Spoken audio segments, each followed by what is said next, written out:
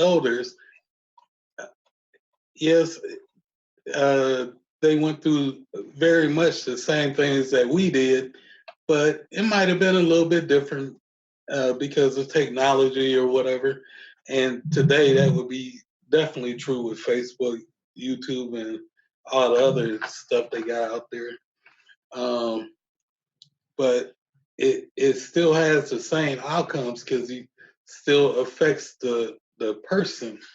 And like when I be going through stuff, it's like I hear the little conscience on my shoulder, and it sounds like my dad talking to me. Boy, didn't I tell you? Mm-hmm. Yep.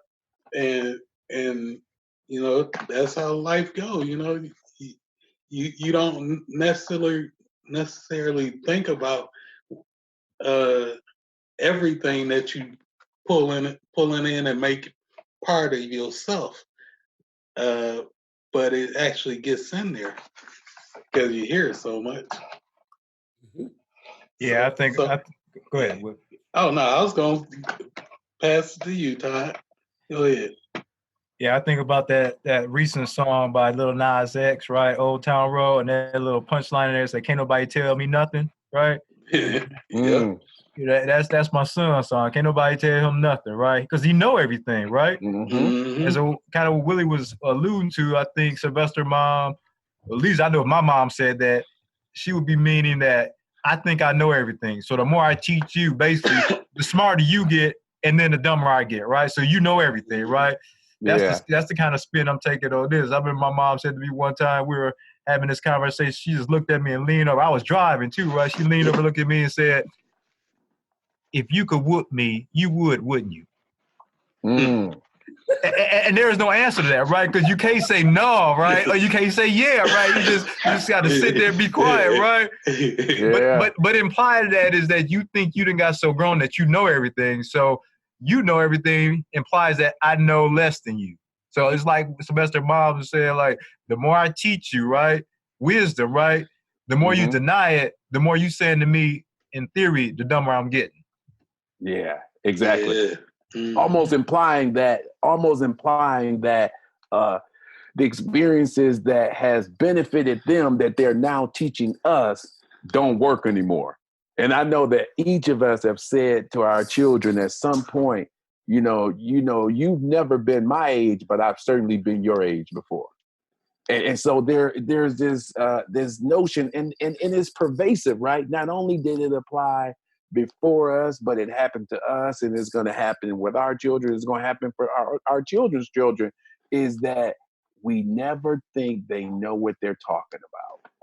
Mm-hmm. Never think they know what they're talking about. And so we dismiss what our parents said, and then finally come to understand that there was some value in what they said. And our kids are doing us the same way, and their children will do the same thing for them. And so it's just important that we continue to impart, even if it don't feel like that it's taking shape at the moment. You know, the funny part about this, Sylvester, is that when you use a word that I use a lot, and the word I use is value, right? The reason that I use the word value a lot, especially when I'm talking about relationship, is that the value of the relationship sometimes shows the depth of the listening or the concern that you have. And I know we've been focusing a lot of our attention on what happens to our children, but for me, the insight that I take away from this is that who am I pouring into, right? Who am I sharing my hangups, my setbacks, my failures with, to try to help them during this time? Because we all know that when you leave from out of just being a having a service job, you know, being a worker on the line, and if you're fortunate enough to begin to be in a position that there are not a lot of Black people at, it don't take you long to figure that out. You go to your first meeting, you be the only one there. And then, or you get there and you're the only male there. So you begin to see that you're no longer in the same spaces. But then when you run across another person who looks like you, they're not willing to pour into you or help you or even guide you or even give you wisdom. I remember I got one of my first professional jobs, and I used the people who would nod their head when they see me, almost as if they were accepting me, right? During that time. But then there were other people who wouldn't even look at me or give me the time of day. And I felt like instead of they were teaching me if I was to act like them, the dumber I could get.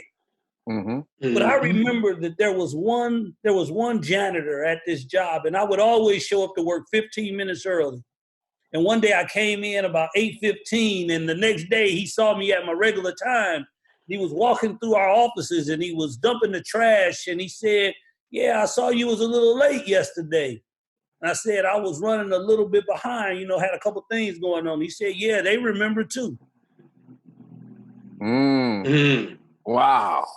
And so he told me, "Son, don't you ever do that again. You set the precedent, live within the precedent. The precedent is that they can count on you to open the office up. You always be here to open the office up." And I understood what he was trying to say, but at times I'm like, man, whatever, man, you a janitor, right? I remember there was a time in my life where I would have blew him off. Because of his position, I wouldn't have gave the wisdom that he gave me any space. But again, sometimes the more that people teach you, it ain't the dumber that the person who's telling you get, it's the dumber I got myself. For not recognizing who had my best interests at heart. And this is what this all turns around to. See, the insight is who has your best interests at heart? Who has a value stake in your success? And at times I think we forget. So I just want to be reminded who has a value stake in my success. And the insight I want to take away today is, and I want to give away today is I want to have that same type of insight, not only in my own children, but for others who stand in need of that type of guidance. That's all right. Yeah. That's all right. Yeah. And let me just offer a tidbit. Again, we're talking about foresight, right? And so the foresight that I get from this is one, that knowledge is transferable and retained, right? So that knowledge will be transferred, but then the person that's transferring it, it will still be retained with them. But in addition to that, we all continue to grow. We all continue to get wiser. And we all, when we have a desire to help others, we all continue to look for opportunities to help those that we love and care about.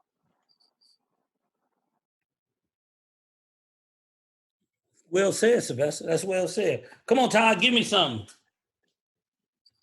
I'm just thinking, some of you had mentioned when we were talking about hindsight. Now we done shifted gears. You had mentioned like this generation adults are sometimes throwing in a towel on young people, and I'm just wrestling with like, what type of person or what makes a person throw in the towel? Because going to hindsight and I bringing it to insight right now, our elders wouldn't throw in the towel on us, man. That wouldn't even no option. Never. You're exactly right. And that's really where we have to get back to. Again, we got to get back to the point where the village is so loving. The village is the ecosystem that not only do the elders need, but also that the children need to become the people that God has purposed them to be. Now, some will make an argument like that. Yeah, it was some people growing up, they were throwing the towel, but the overarching value in the community or in the village was, it takes what? A village to raise a child. We ain't throwing in the towel. We not throwing in the towel, right? And I remember, man, if you went to Bryant, it was his brother there, right? If you did something wrong, he was like, "Come on down here and let me give you a little bit of love." And y'all knew who that was, right? Well, foolishness was born in the heart of a child, but the rod of correction Come on, fall off from thee. Boy, bend over and let me give you a little love. Come on, man. You know the routine. You know it. Reverend Wade would get you, man, but he would let you know at the end of the day, I love you, son. There you go. Yeah. Man. Yeah. And boy, but that's just what it was. It was love. It was love, and it no matter what. Matter of fact, it didn't matter whether you were an athlete or you didn't have any sense whatsoever. You could feel the love that Reverend Wade had for you. He was the great equalizer. I remember there were times when people would want to fight. Yeah. Wade would make you go to the gym and put on the boxing gloves. Or wrestle. And then when y'all was done. And he made you shake hands and he said, I bet not catch y'all out there fighting. And guess what? More times than not, there wasn't another fight. And you wouldn't even have, man, he wouldn't even have to know about it. If another student went down and said, Reverend Wade, Todd, and Patrick, they was arguing in class talking about fighting, he would give a pass and have you come to his gym at that time.